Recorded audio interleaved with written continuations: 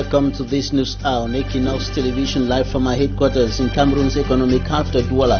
I am Babla Jonathan. In our top stories in this edition of the news, at least 6 children burnt to death in Cameroon's economic capital, Duala. The children were consumed by wild flames that engulfed the house late in the night in the Douala 3 subdivision. The incident happened in the absence of their parents.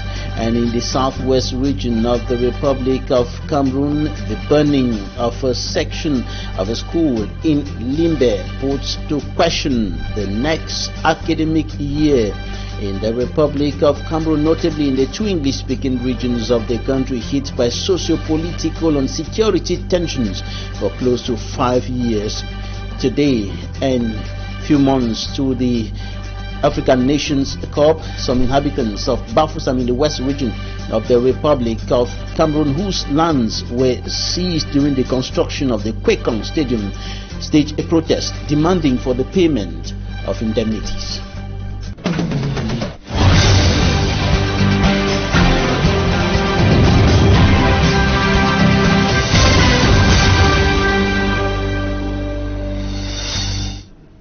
We begin this newscast in the Douala 3 subdivision with this shocking incident which occurred last night.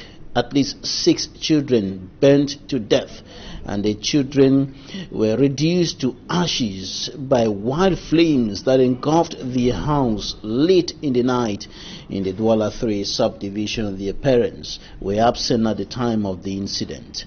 Glory Mala reports. Intense shock, confusion, disbelief and denial.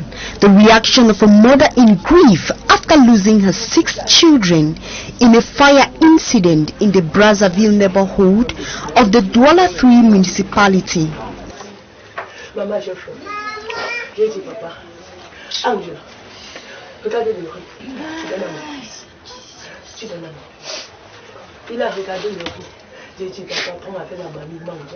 The mother of the 6 children was out for her usual occupation, the selling of yams, in order to take care of her 6 children. When around 1 a.m. she received an urgent call that her house is covered with fire. It is at 1 a.m. that I was informed. Meanwhile, I left home around 11 p.m., leaving my children to sleep. I even had to buy bread in order to flatter them so I could leave. According to a witness, the inferno started when the children were locked in one of the rooms. They couldn't escape from the flames, and their cry was neither heard by their neighbor. When we forced the door, that was when we discovered 6 corpses. And then we turned to the neighbor and asked her why. She said there was no one in the house. Meanwhile, she struggled to save her things. Then few minutes later, we asked the same question, and she responded that she is not the one who said so. The neighbor has been taken for questioning at the 8th Police District, Dakar, while the corpses have been taken to the mortuary.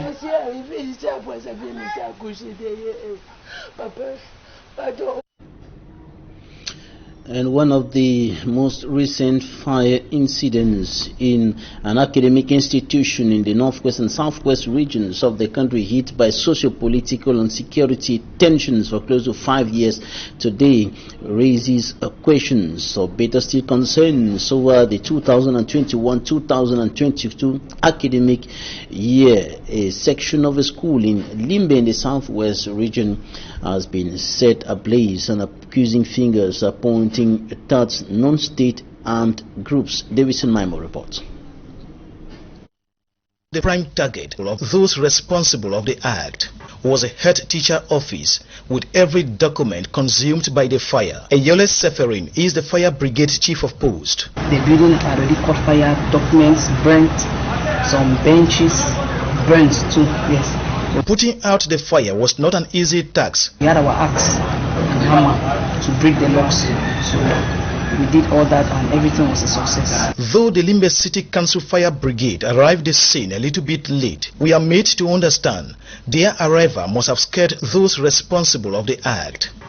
We believe that because we came on time, that's why they did not set the second building ablaze, because this tire was already placed there for that purpose.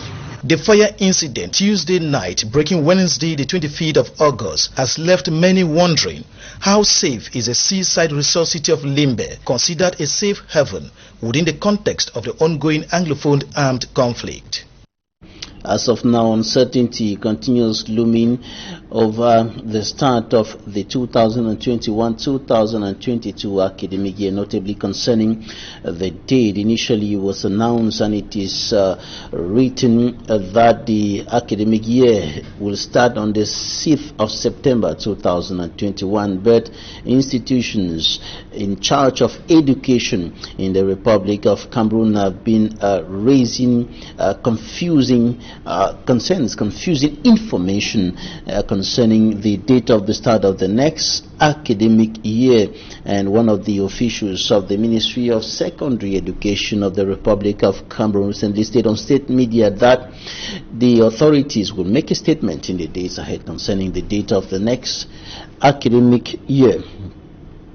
On to something else now. We continue talking about security in the Republic of Cameroon and also in neighboring Nigeria, and the two countries are putting heads together to see how to put an end to the rising insecurity in several parts of the two countries along the borders, and also in some parts of the country, like in the case of Cameroon, the northwest, southwest, far north, and the Douala regions, and even the east region of the country.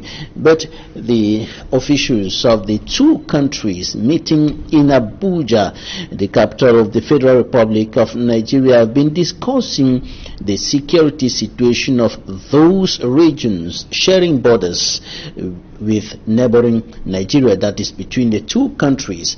There are 5 regions notably suffering security problems from terrorists, that is in the far north region of the country, and secessionists, or better still pro-independence fighters in the northwest and southwest regions of the country. And in neighboring Nigeria, there is equally a secession war that is yet to be totally brought to an end. And the officials meeting in Nigeria have taken the commitment to work together. Nigeria saying that it is supporting Cameroon in the fight against the secession war and other insecurity problems in the country, and Cameroon also supporting Nigeria in the fight against cross-border insecurity and other problems concerning the two countries. Now take a listen to Minister Tanganji Paul, Minister of Territorial Administration of the Republic of Cameroon and leader of the Cameroonian delegation, and the Nigerian President's Security Advisor,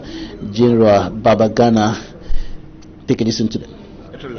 We are going to focus on the security challenges affecting both nations. Apart from the Boko Haram terrorist sets operating in the northern parts of Cameroon, the country is equally confronted with a terrorist movement in the northwest and southwest regions. So it is important that we put our heads together and come up with a strategy that can eradicate both groups. His Excellency President Muhammadu Buhari reassures you that Nigeria's territory will never be used as a haven or staging area by any group of secessionists to destabilize another friendly sovereign country. In addition, we will work closely together to ensure that any real or perceived challenge or attempt to form any alliances between secessionist groups in Nigeria and Cameroon are decisively dealt with. Furthermore, we will continue to support the efforts of the Cameroonian authorities by engaging all aggrieved parties to de-escalate security concerns in the northwest and southwest regions of the country. Traders in the hub of Duala, that is the economic hub of Douala, Aqua, lament over the consequences of an operation launched by the City Council, Operation Pedestrian Path Back to Pedestrians, that is clearing the pedestrian paths from businesses and other persons who have been illegally occupying those paths. And the law enforcement officials and agents of the Douala City Council were in Aqua today, and they carried out some destruction in that area as far as businesses or makeshift structures established on pedestrian paths are concerned, and the traders went into a standoff with security forces. Details with Innocent. Disgruntled traders at those Dakwa, Douala, on a sunny Wednesday, they clashed with the Douala City Council police, who sent them away and confiscated goods of unfortunate traders displayed on the forbidden pedestrian tracks.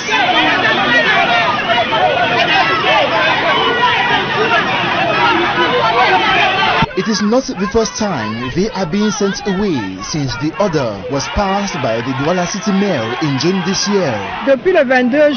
Since June 22nd, the municipal police has been sensitizing the population to evacuate. We decided to take the bull by the horn this day to send a strong signal to them. According to the disgruntled traders, they simply respect the occupation limits given them. We were shown limits to displace our goods. That was well respected. But we are surprised they arrived today and began scattering our goods and chasing us away. Reason why they can't stop agitating is because back to school is not far from now. They should tell us what we should do. Barely 2 weeks to school resumption. They should provide us space to sell if they don't want us here. Look at what we have become. 2 weeks to school resumption. Where will I find money to afford school needs for my children? They will condemn me if I dare to migrate and die in the desert, leaving behind my children. Is this the future Cameroon holds for us? Respecting the order of the City Council to liberate pedestrian tracks, they say is not a problem, but at least. Innocent Aze reporting there now to Bafoussam in the west region of the Republic of Cameroon. Some inhabitants of staged a protest demanding for payment of indemnities. The lands were seized during the construction of the Equinoxe Stadium, one of the stadia that will host encounters of the African Nations Cup. Details in this report. The main entrance to the Equinoxe construction site in Bafoussam, chief town of the West region, invaded by locals and initial occupants of the site, requesting unpaid indemnities and are calling on competent authorities to look into the problem. They have destroyed water pipes as well as farms, and up till now we have not been indemnified till date. This hill is 350 meters, and below the hill the distance is 650 meters. That is about 1 kilometer of damaged properties as a result of construction works. We don't have water. That's why we are here today calling on competent authorities to look into this situation, because water is life.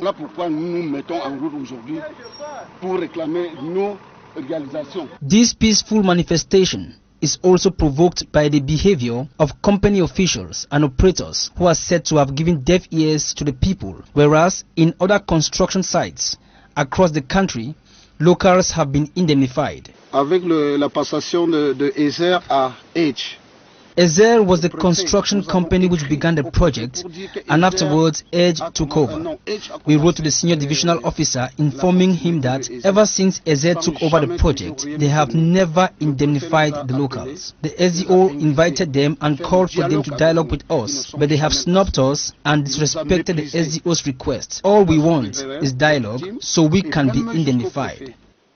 Nous voulons le dialogue. Approached by our reporters, the company officials didn't wish to express themselves on the situation, but noted that the project is already behind schedule, just 4 months to the African Cup of Nations, of which Cameroon is going to be host. Cameroon fails to grab even a single point in her first encounter in the Afrobasket tournament taking place in Rwanda.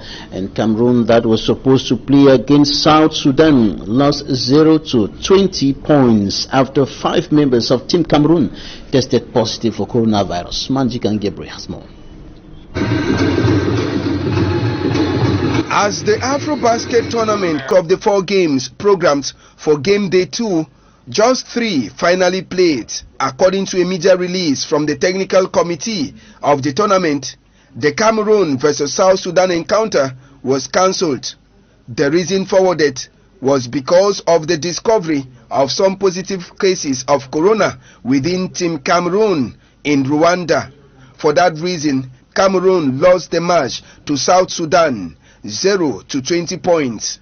The media release from the technical committee also states that Cameroon will be given 0 points on the general classification table. Reacting to the communique signed by the technical committee of the ongoing Afrobasket tournament in Rwanda, the Secretary General of the Basketball Federation, Camille Njo-Ekiti, says complementary tests to COVID will be done in Kigali later on Wednesday.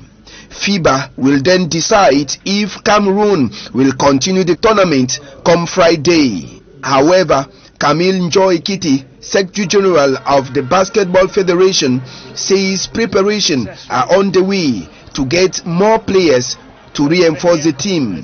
A total of 5 persons, 4 players and an official have been tested positive to corona.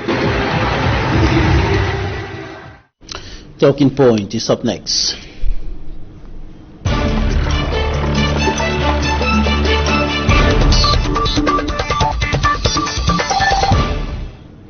We are receiving an educationist, Dr. Nick Goyam. You're welcome.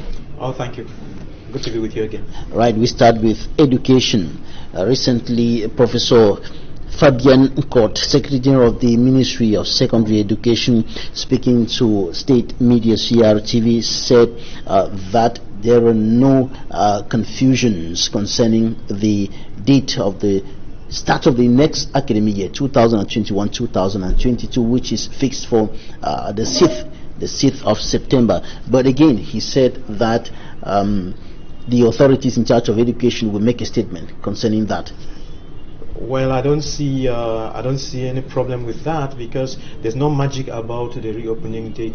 You know, even when everything is at peace, some children always come, let's say, about a week afterwards. So just take the date when children are going to school, and that's it. And we shouldn't make any politics around the date and make mountains out of anthills. That's no issue. If the school system has a problem, the problem is not the date of reopening. The school system has so many problems, and to spend time talking about the date, quarreling over the date of resumption is a sans objet. But concerning parents who are supposed to prepare, who are supposed to get ready, who are supposed to put things together for their children, knowing that they are going back to school on the 6th, but again, they are getting information that a statement is supposed to be made concerning that. No, isn't that kind of confusing? No, it's not confusing. They should just go to sleep and relax. And if there's something they didn't do, they should continue to do that and wait for the 6th. If the date is pushed to the 10th or to the 12th, it's no big deal. Heaven is not going to marry earth because it happened. And you had 3 months long holiday in which to prepare, and it's not on the last day that you fatten your chicken for the market. You have to be ready at all times. Yeah. So that's it. Let's not argue about things that don't make any sense. All right. We'll certainly talk about the other issues concerning the educational system maybe another day. Time for us to talk about insecurity in Cameroon, in Nigeria. You listen to Minister Tanganji Paul and the advisor of the President of Nigeria, Muhammadu Buhari, security advisor General Babagana, speaking there about the 2 countries putting their hands together to fight insecurity along the borders and within the 2 countries. What do you think about these efforts that are being made by Cameroonian and Nigerian authorities? Well, we have two kinds of crisis. We have internal crisis like the crisis of the northwest and southwest in Cameroon. Then we have the Boko Haram crisis in the north, which has different color. Then when you go to Nigeria, you have the secessionist problems in the southeast of Nigeria. Then you have the Boko Haram issues in the north. Then you have the Fulani people who are running around with guns all over, and then kidnappings and all the insecurity in Nigeria. So there are different kinds of problems, and to those problems you have to bring different solutions. But the bottom line to all of them is good governance and making sure that the economics is right, making sure that you listen to your people and solve their problems. In fact, if Cameroon had solved the problems that we have here at the major national dialogue, if we had faced the problem, this journey would have been uncalled for, because the Anglophone problem would have been solved a long time ago. The Anglophone problem would have been solved a long time ago, and Nigeria is reiterating its support to put an end to that situation in the northwest and southwest regions of the country, saying that Nigeria will never be a backstage for those who want to fight for one thing or the other, for cessation. Nigeria is not the cause of the problems in the northwest and southwest. We have our problems in the house, and we should come back and solve them. And the solution to the problems of the northwest and southwest is a true, frank dialogue, not the kind of makeshift thing that we went and did in Yaoundé, called the major national dialogue. And we failed to address the problem. The problem of Cameroon, if you want to solve the Anglophone problem, discuss the form of state, and that is it.